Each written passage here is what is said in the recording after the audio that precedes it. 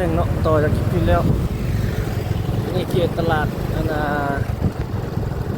ไม่อยากเกาะทางหน้านะตลาดไม่อยากวัดจันทร์สว่างว่ะเดี๋ยวไปเบิ่งตามกุญแจข้างรถโอ้น้ำมันเขานี่ใส่เครื่องนึงใส่น้ำมันจาก30,000ก่อน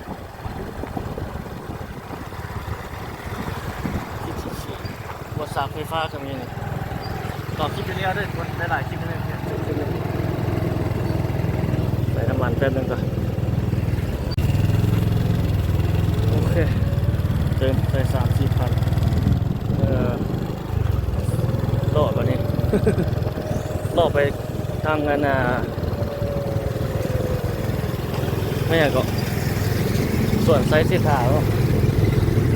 ไกลพอดีทุกคนเนาะเดี๋ยวโลดไปทางหน้านี่เบิ่งก่อนว่าจะเป็นจังไดขายอาหารทะเลทางหน้าเป็นตลาดกันตลาดดงโจงบ่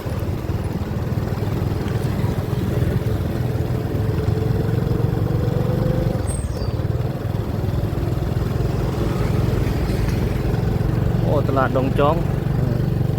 ใหญ่อยู่นี่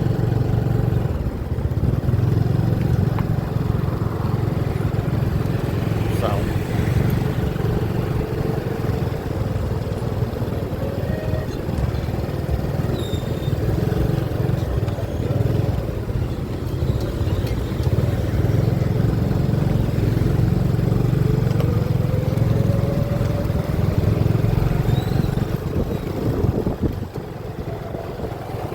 เขตตลาดดงจองโอ้เสานี่ข้างหน้าก็มีปั๊มน้ำมันเนาะ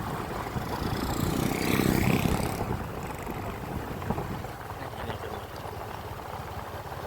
รถไฟลาวอันนี้ที่เขาใส่เป็น PTT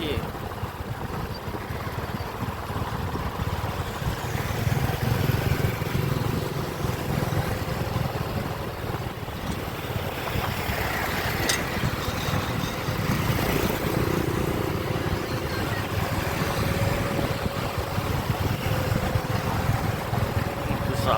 โอ้หลายคือเสาบ้าน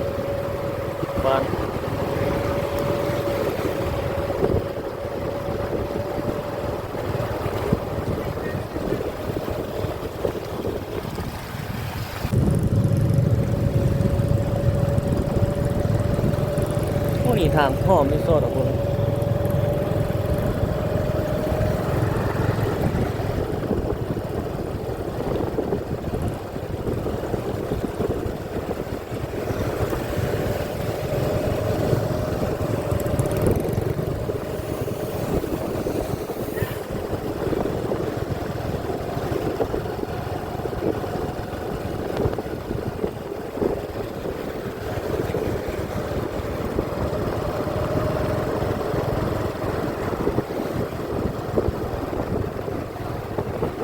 โค้งอันตราย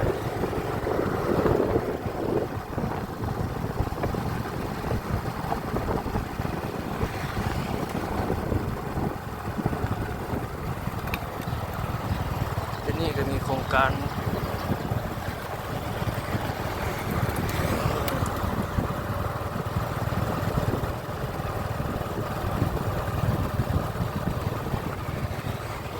ลาวญี่ปุ่น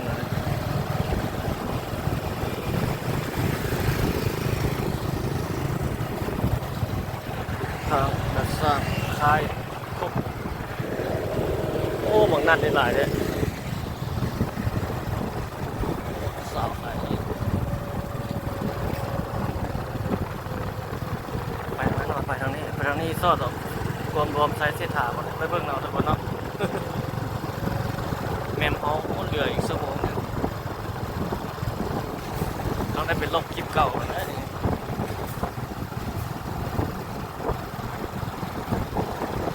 จีพูดไปโอ้โหไปทางนั้นภาษาหัวหน้าจึงไปทุกคนเขาว่าจะไปเขตรวมไซส์เสถา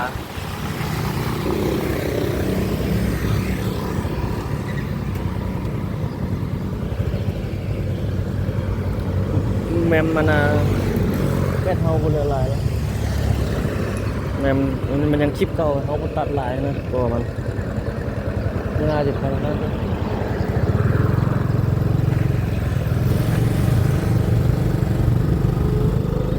น่าจะเลี้ยวนะเลี้ยวขวาทางหน้านี่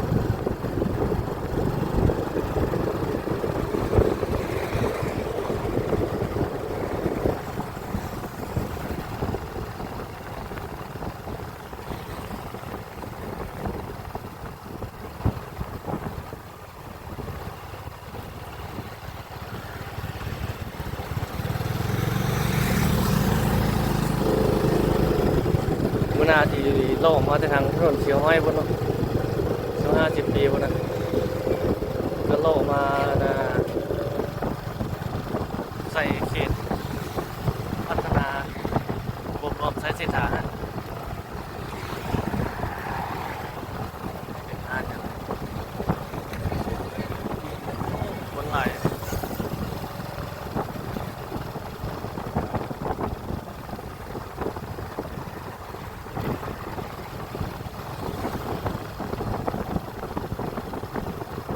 เขียนนี้ก็ถือว่าอ่านค้าอ่านขายอยู่สองข้างทางนี่ก็หลายอยู่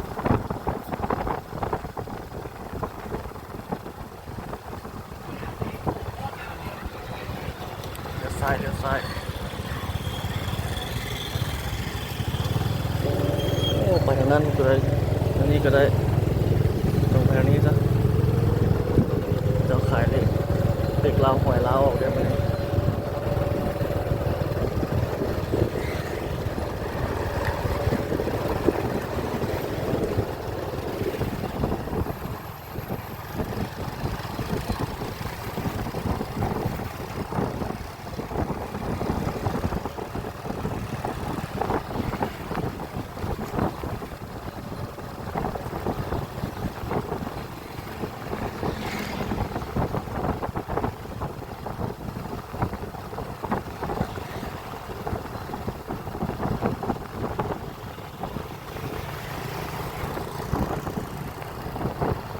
โอ้ทางไหนมีเงินงาม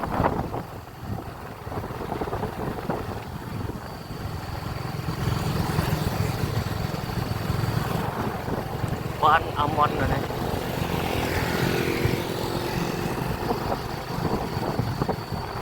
โอ้เบิ่งนั่นเงินงามหลายว่ะเขตบ้านอัลมอนด์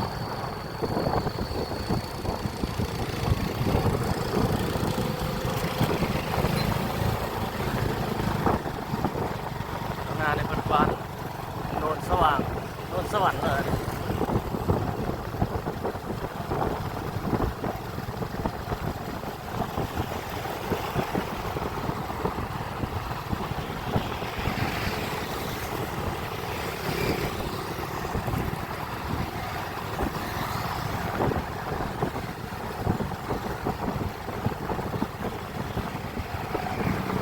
โอ้นี่ไม้บิ๊กเนี่ยเขาจะปลูกอยู่เนาะลายเนาะหอมไปมาอันบนไม้บิ๊กไม้บิ๊ก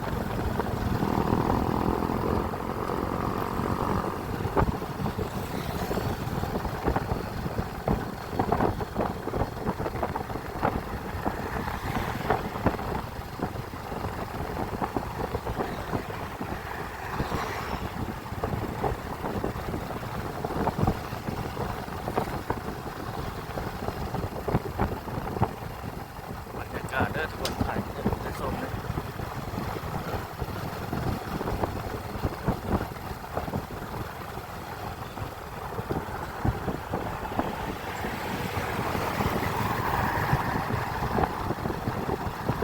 นั่นก็จะขายปิ้ง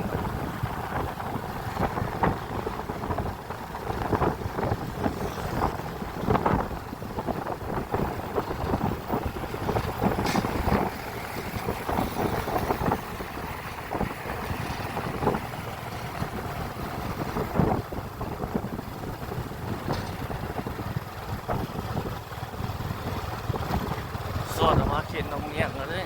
แหนมเห็ดนั่นของแหนมราชวงศ์นะ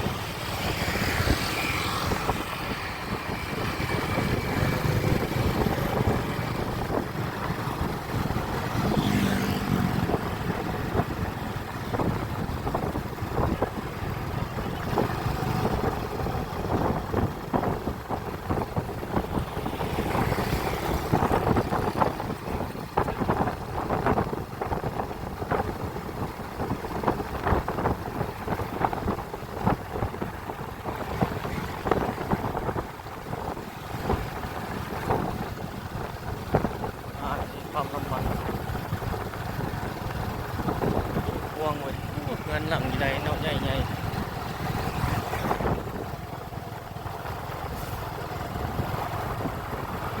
ขายเป็ดขายไก่โอ้นี่พวงจะถมใหม่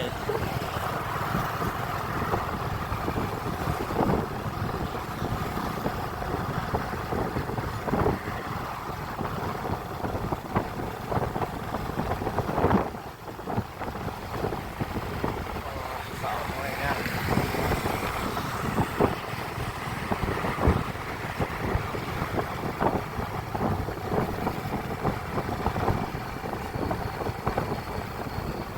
มอดเขตตลาดน้องแห้งนะครับนี่ทางนั้นโอ้ถังลมกระเจ้าเลี้ยงวัว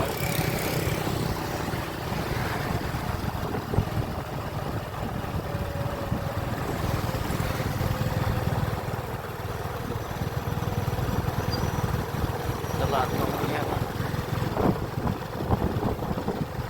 เขาจะไปยอดขวานเขาจะเลี้ยวลงไปทางวังทรายเพื่อนบ่ได้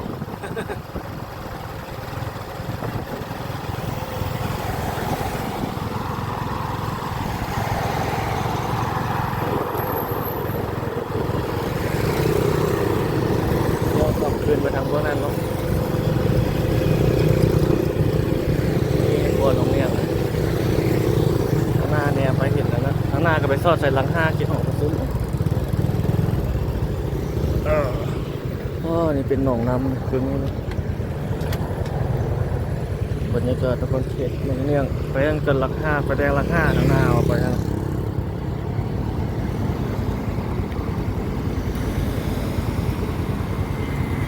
เกี่ยวลงไปทางวังทรายมันก็เป็น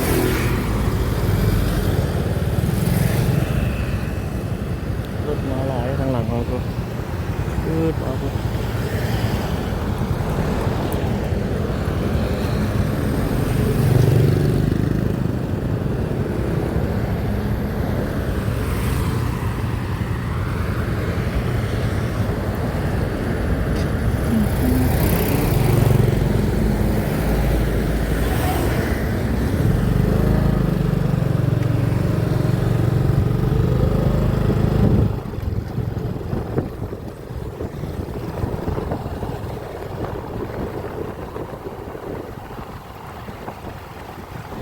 เขตตลาดเลย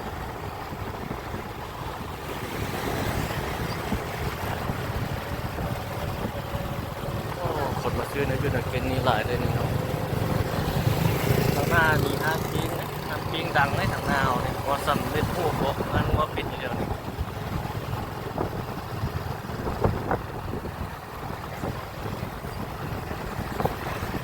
อันนี้งัวปิดแกนหน้างัวปิด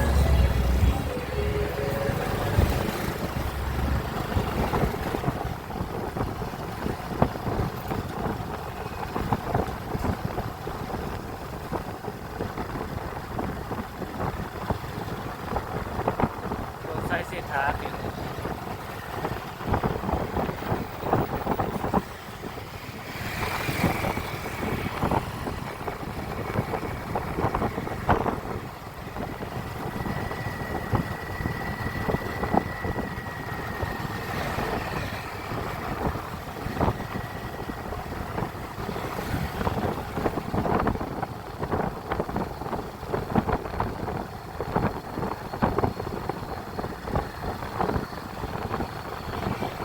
ทางหน้านี่งัวปิดนะรวมถึงมันจะบอกงัวปิดสำเร็จโอ้นี่ยังเปิดใหม่เอาเลย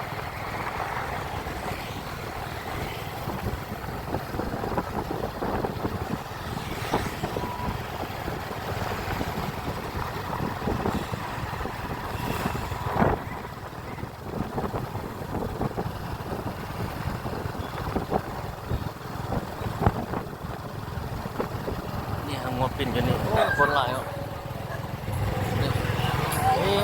เต็มทุกเบอร์เลย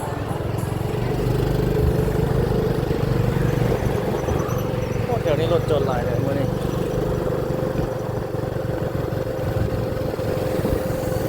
ล้างรถอยู่นี่ครับ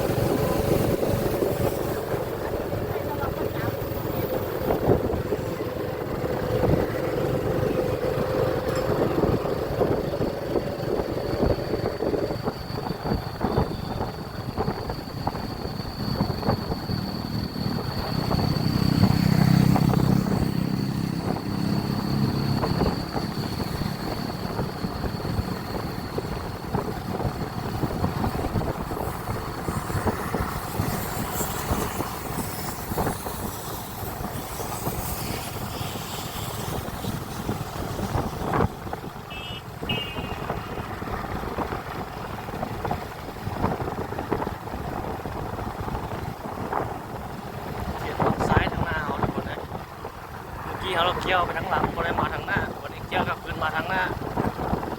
ก็กลับไปทางท่าหลวงคือเก่าแล้วเนาะได้เบิ่งได้สม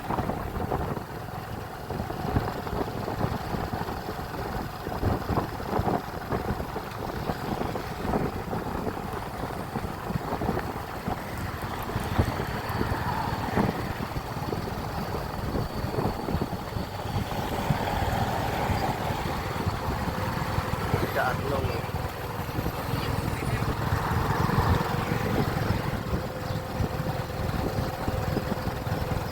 อ๋อเนี่ยเจ้ามาขายมา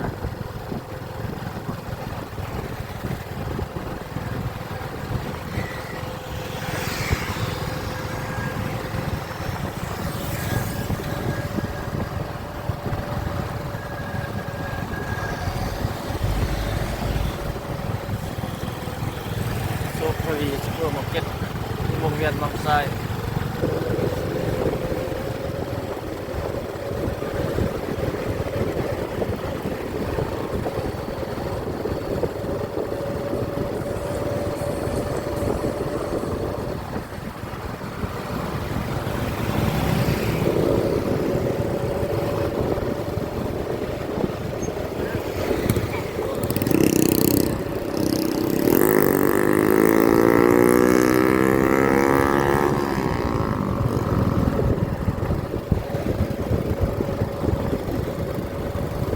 ร้านฟือร้านข้าวเปียก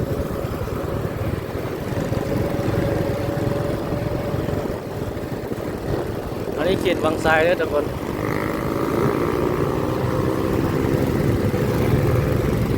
เขตบ้านบางไทร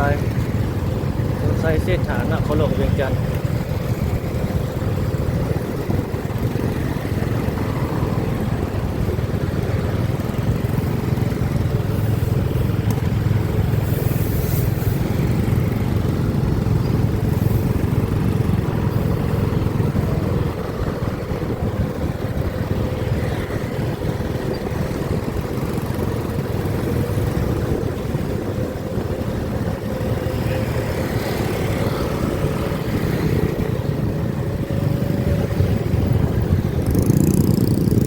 มีเจมาก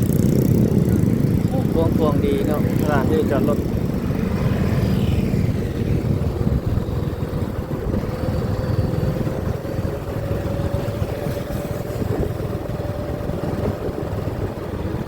ผ่านล้างรถตั้งแต่เขาก็เคยล้างรถอยู่นี่หลายปีแล้วทุกคนปีปลายโอ้ยล้างรถ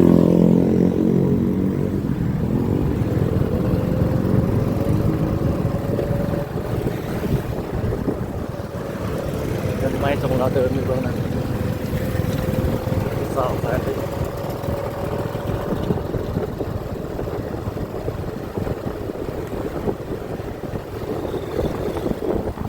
มีเซเว่นมาให้นี่นะแต่ตอนนั้นอายุมันคงที่เซเว่นเปิดใหม่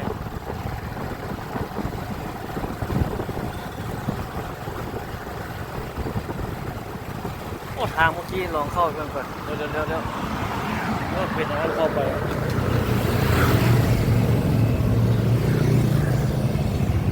ทางโฮม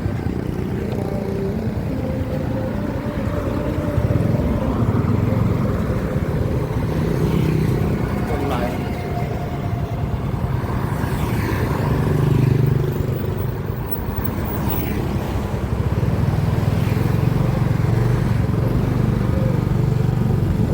ห้อมข้างหน้า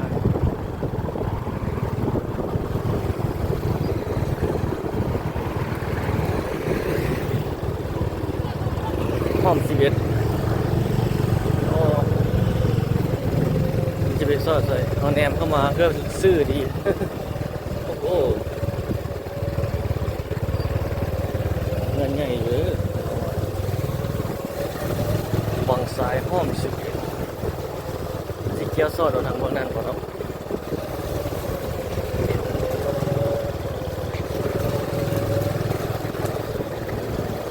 โอ้เป็นแบบนั้นดีเลยข้างหน้าซอดเอาทางนั้นน้องมันโอ้โหซอดได้แต่มันจะตันได้ได้เลี้ยวกลับคืนมาตามเขาเลย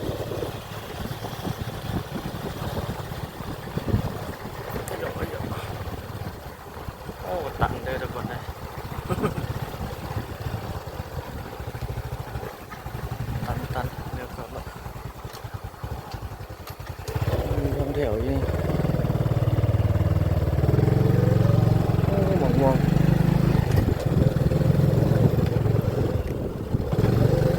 นวลสว่างนะ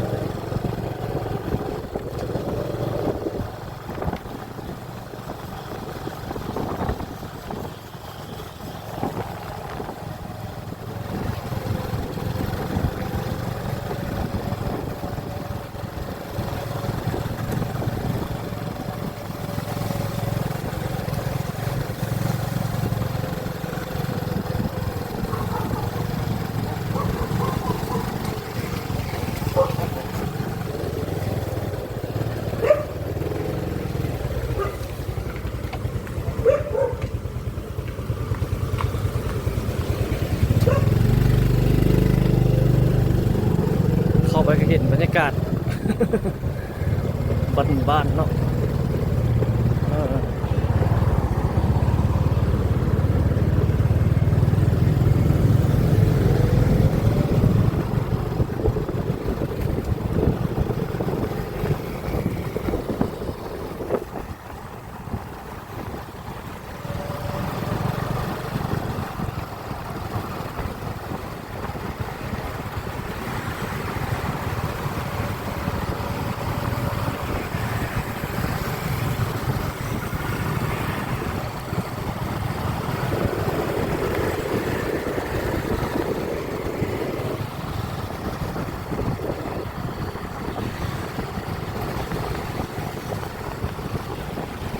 รรยากาศข้างหน้าเอาก็ฮอดเขตตลาดหัวขวางคือเก่าแล้ว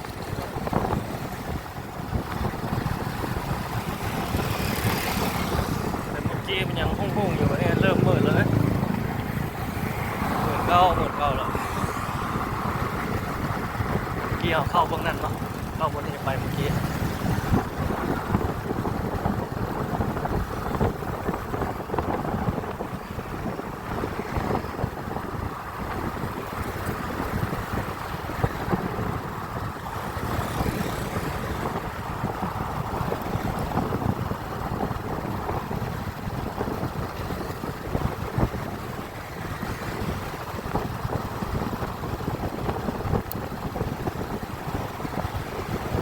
เขตตลาดหัวขวาง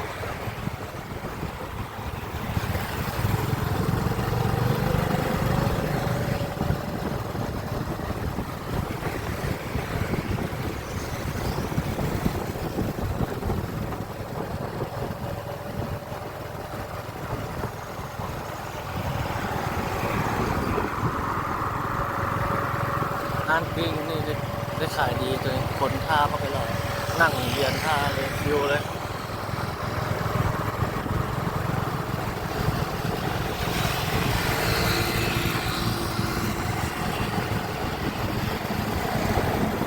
เบื้องซ้ายมือเราคือตลาดหัวขวาง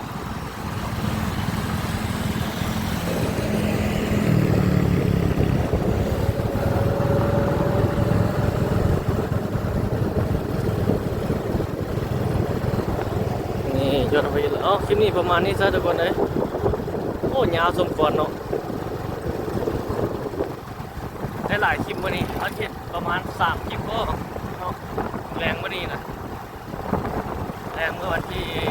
12 เดือน 6 2026ได้หลายคลิปเยอะวันนี้ โอ้ทางหน้ารถเลยสีแยกไฟแดงท่าหลวงไม่ทางหน้าเอานะ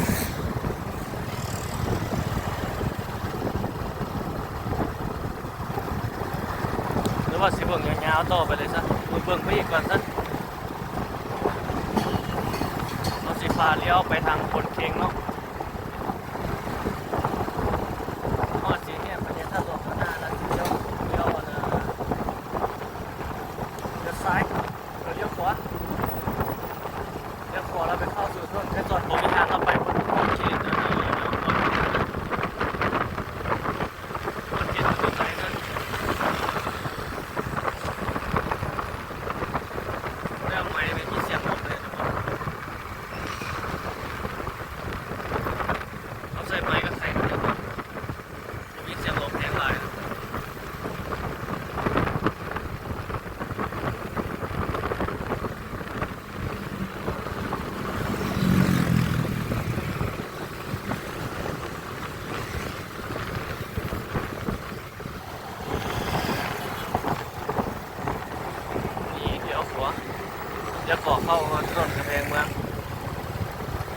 ส่โพดเค้ก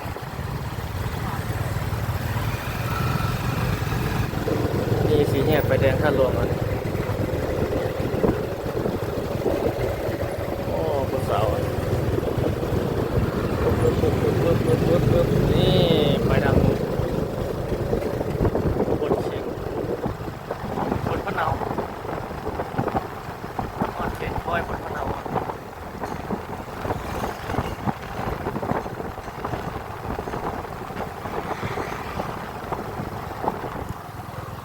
เงินพระเจ้ามีแต่หลังใหญ่ๆที่เข้าไปด้านหลังของ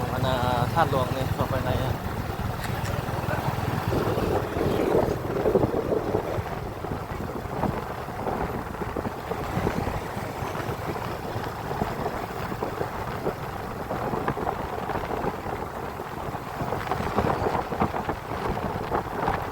โอ้กันแล้วกันครับเป็นตึกไฟน้ำ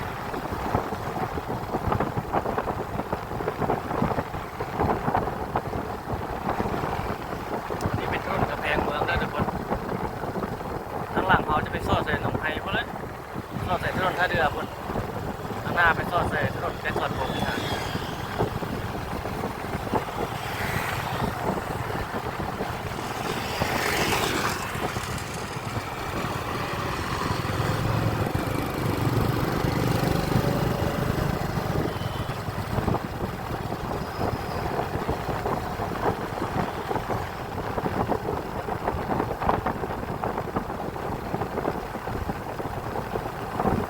โอ้ทางหน้าใต้ไฟงามมากเหมือนกันจะ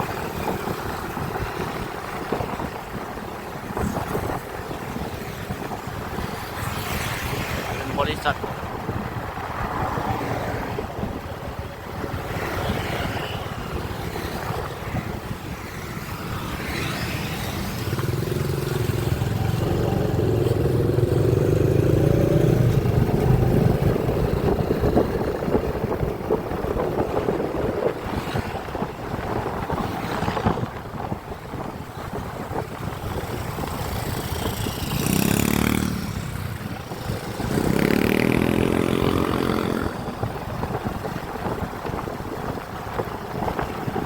รถไฟรถเข็นอีกอะไร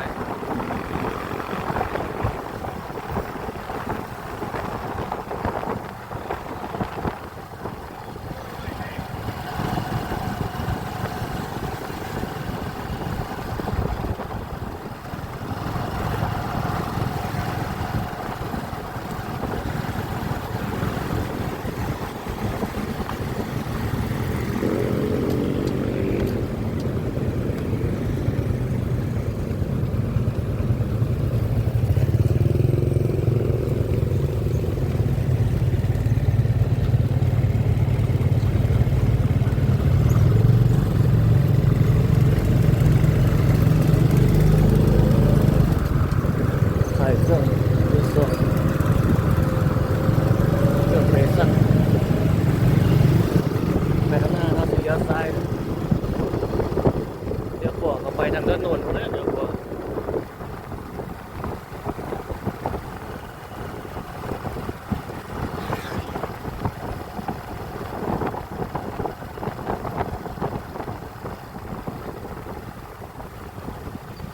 โอ้โดนเติมได้100 ปลายคน120 ปลายนาที110 ปลายเดี๋ยวทีนี้ถ้าออกไปทางนั้นมันไปซอดใส่ไม่ยังก็รถหนูนไปทางนั้นหมดเลยไปทางหอประชุมนี่มันอย่างว่าต้นมะขาม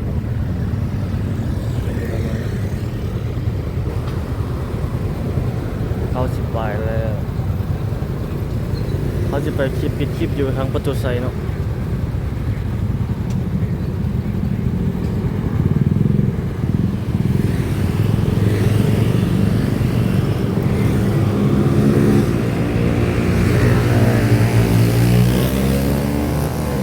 โอ้เสียงรถไปรถ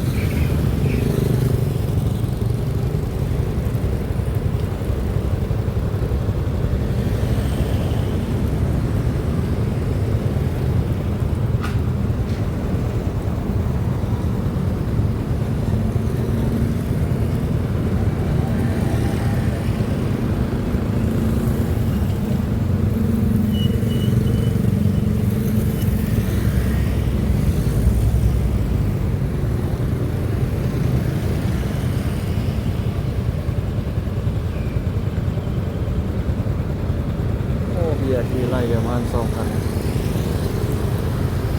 รูป3 คันก็จอดไฟแดงแล้วโอ้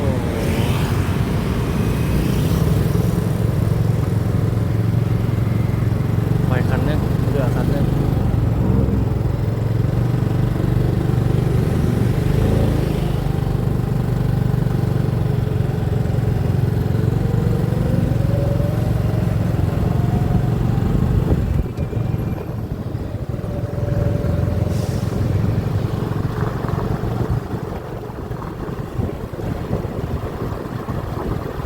รถกำลังแล่นทางเวียที่เลย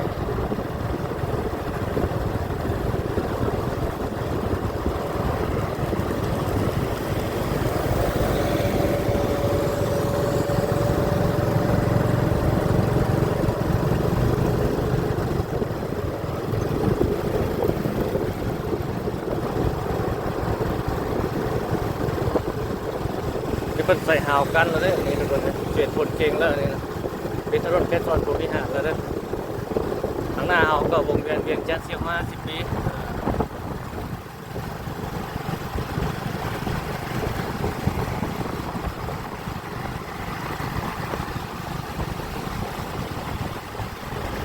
เบียร์ที่มันก็เล่นอยู่วันสีสันใหม่ในเวียงจันทร์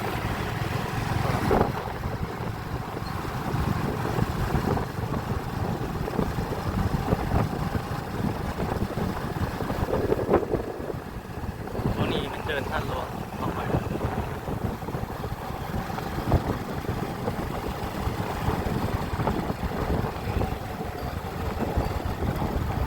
โอ้ทางนั้นเนี่ยอยากขอรถไปจอดแล้วต่ำเดียวโอ้ต่ำเดียวจะเอารถไปจอดกันชื่อๆต้องคิดว่าต่ำเดียว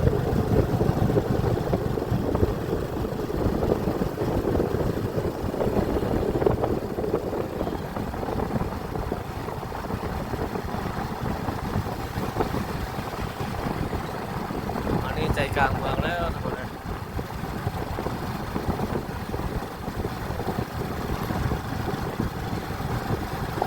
ทางหน้าเอาไปกับประตูไซด์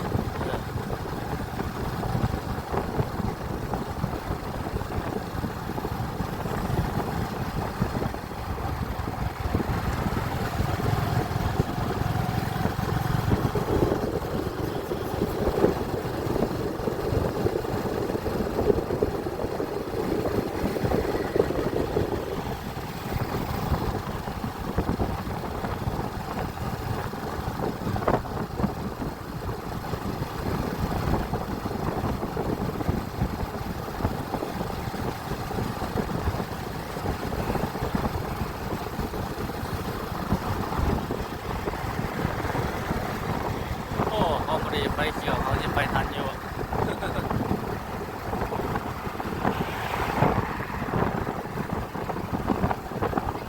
โอ้พอทันละ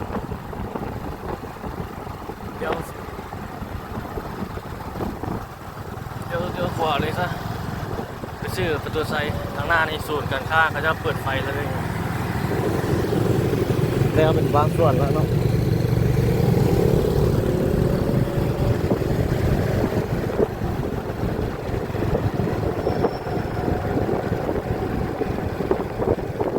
คลิปนี้ประมาณนี้ก่อนทุกคนเลยพบกันใหม่คลิปถัดไปเนาะกลับเมื่อเขาก็ได้ กลับไปทางสันเจียงคุณคือเก่าละ